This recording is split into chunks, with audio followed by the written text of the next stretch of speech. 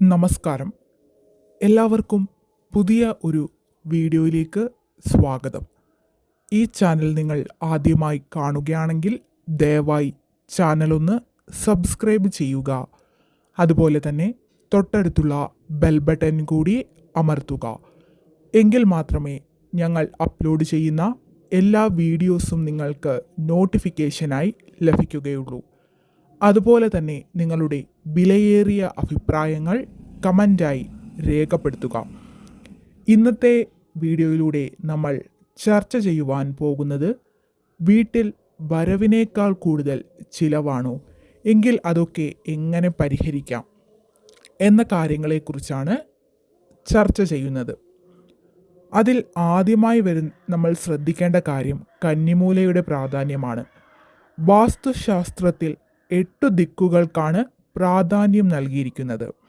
ഇതിൽ 7 ദിക്കുകളുടെയും അധിപന്മാർ ദേവന്മാരാണ്.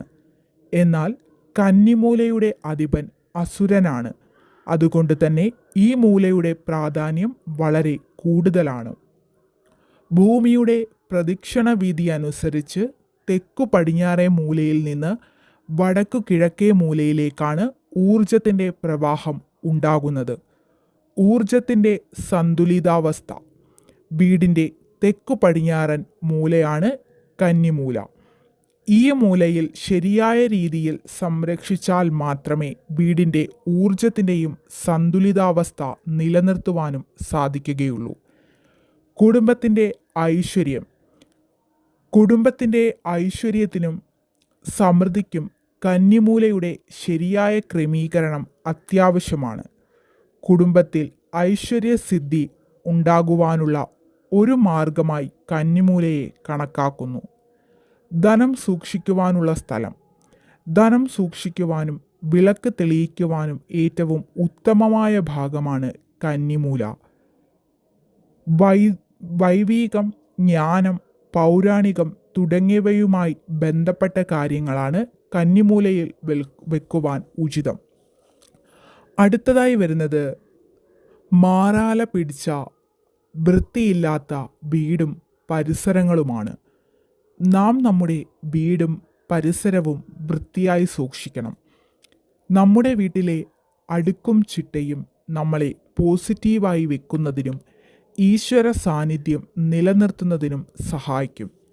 ഈശ്വരൻ്റെ സാന്നിധ്യം നിങ്ങളുടെ ഭവനങ്ങളിൽ സന്തോഷവും സമാധാനവും സമ്പത്തും കൊണ്ടുവരും. വീട് വൃത്തിയായി സൂക്ഷിക്കുന്നതിനോടൊപ്പം തന്നെ സന്ധ്യാസമയങ്ങളിൽ വിളക്ക് തെളിയിച്ച് പ്രാർത്ഥിക്കുകയും വേണം. സന്ധ്യാസമയങ്ങളിലെ പ്രാർത്ഥന നിങ്ങളുടെ ഭവനങ്ങളിൽ ലക്ഷ്മി ദേവിയുടെ സാന്നിധ്യം ഉറപ്പിക്കും. ഏത് വലിയ പ്രതിസന്ധി ഘട്ടങ്ങളെയും നിങ്ങൾക്ക് തരണം ചെയ്യുവാനും കഴിയുന്നതാണ്. വീട്ടിലെ നിരന്തരമായ കലഹങ്ങളും സമാധാനമില്ലാത്ത അന്തരീക്ഷവും കുടുംബത്തിൻ്റെ മൊത്തത്തിലുള്ള മോശം കാലാവസ്ഥയും ഈശ്വര സ്വാധീനം ഇല്ലാതാക്കും. അതോടെ നിങ്ങളുടെ വീട് നരകത്തിലേക്ക് പ്രവേശിക്കുവാൻ കാരണമാകും. അടുക്കും ചിട്ടയും ഉള്ള കുടുംബങ്ങളിലെ വ്യക്തികൾക്കും നല്ല അടുക്കും ചിട്ടയും ഉണ്ടാകും. പണം എങ്ങനെ ചിലവാക്കണം, എന്തിന് ചിലവാക്കണം എന്നൊക്കെ അവർക്ക് നല്ല ബോധ്യം ഉണ്ടാകുന്നതാണ്. അങ്ങനെയുള്ള വ്യക്തികൾക്ക് ഒരിക്കലും വരവിനേക്കാൾ കൂടുതൽ ചിലവ് ഉണ്ടാവുകയില്ല. നമ്മുടെ വരവിനനുസരിച്ച് വേണം ചിലവാക്കാൻ. അല്ലാതെ ചെയ്താൽ നമ്മളുടെ സമ്പാദ്യ കാര്യങ്ങൾ പിഴയ്ക്കുവാൻ കാരണമാകും. ജീവിതത്തിലെ എല്ലാ പ്രതിസന്ധി ഘട്ടങ്ങളിലും നിങ്ങൾക്കൊരു സമ്പാദ്യമുണ്ടെങ്കിൽ നിങ്ങൾക്ക് അതിനെയൊക്കെ തരണം ചെയ്യുവാൻ കഴിയുന്നതാണ്. അതിനാൽ തന്നെ നിങ്ങൾ സമ്പാദ്യശീലമുള്ളവരായി മാറുവാനും ശ്രദ്ധിക്കണം.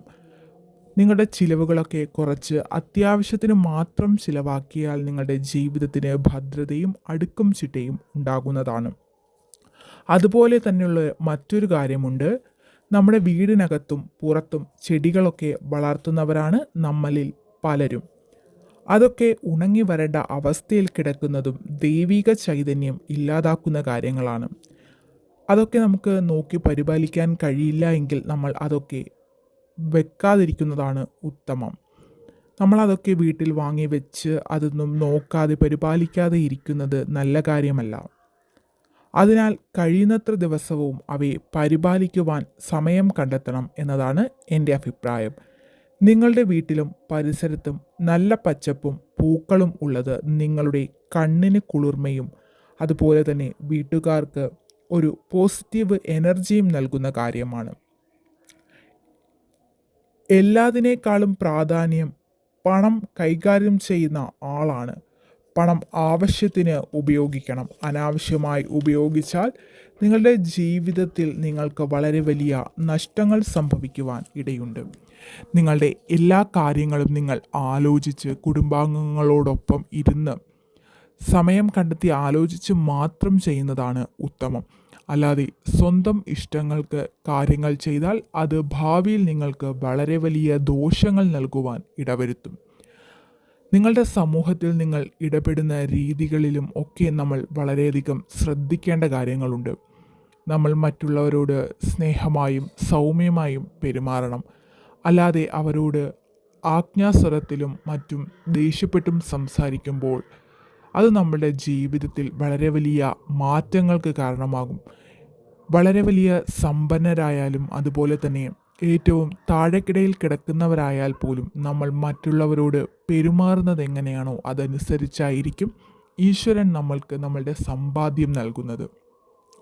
ഒന്നിനും നമ്മൾക്ക് ആരുടെ മുന്നിലും കൈനീട്ടേണ്ട എന്ന് കരുതി നമ്മൾ അഹങ്കരിച്ചാൽ അത് നമ്മൾക്ക് ഭാവിയിൽ വളരെ വലിയ ദോഷങ്ങൾക്കും മറ്റു പ്രതിഫലങ്ങൾക്കും കാരണമാകും. അതിനാൽ നമ്മൾ ഏതൊരു കാര്യവും വളരെ സൂക്ഷ്മതയോടും ശ്രദ്ധയോടും വേണം കൈകാര്യം ചെയ്യാൻ. ആവശ്യമില്ലാത്ത ഒരു കാര്യങ്ങളിലും പോയി ഇടപെടാതിരിക്കുവാനും പ്രത്യേകം ശ്രദ്ധിക്കേണ്ട കാര്യമാണ്. നമ്മൾ പരമാവധി നമ്മളുടെ കാര്യങ്ങൾ നമ്മളുടെ കുടുംബാംഗങ്ങളുമായി ഷെയർ ചെയ്ത് വേണം മുന്നോട്ട് പോകാൻ. നമ്മളുടെ ഇഷ്ടത്തിനനുസരിച്ച് നമ്മൾ പലതും ചെയ്തത് പിന്നൊരു കാലത്ത് അത് വളരെ വലിയ ദോഷങ്ങളായി മാറുന്നത് നാം കണ്ടുവരുന്ന കാര്യങ്ങളാണ്. കുടുംബാംഗങ്ങൾക്കിടയിലെ ഐക്യവും സഹോദരങ്ങൾക്കിടയിലെ ഐക്യവും നിങ്ങളുടെ ജീവിതത്തിൽ മാറ്റങ്ങൾ സൃഷ്ടിക്കുന്ന ഘടകങ്ങളാണ്. നമ്മൾക്ക് ഒരാവശ്യം വന്നാൽ നമ്മളുടെ കുടുംബാംഗങ്ങളും സഹോദരങ്ങളുമാണ് നമ്മളോടൊപ്പം ഉണ്ടാവുക എന്ന ചിന്തയോടെ ജീവിക്കുന്നത് വളരെ ഉത്തമമായ കാര്യമാണ്.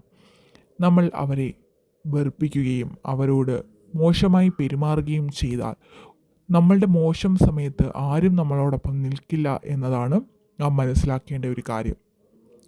അതുപോലെ തന്നെ എല്ലാവരും കഴിയുന്നത്ര ദിവസങ്ങളിൽ ക്ഷേത്ര ദർശനം നടത്തി ഈശ്വരനെ പ്രാർത്ഥിക്കുക. നിങ്ങൾക്ക് കഴിയുന്നവരെ നിങ്ങൾ സഹായിക്കുവാനും അതുപോലെ പാവപ്പെട്ടവർക്ക് ഒരു നേരത്തെ ആഹാരം വാങ്ങിക്കൊടുക്കുവാനും ക്ഷേത്രങ്ങളിൽ വഴിപാട് നടത്തുവാനും പ്രത്യേകമായി ശ്രദ്ധിക്കണം.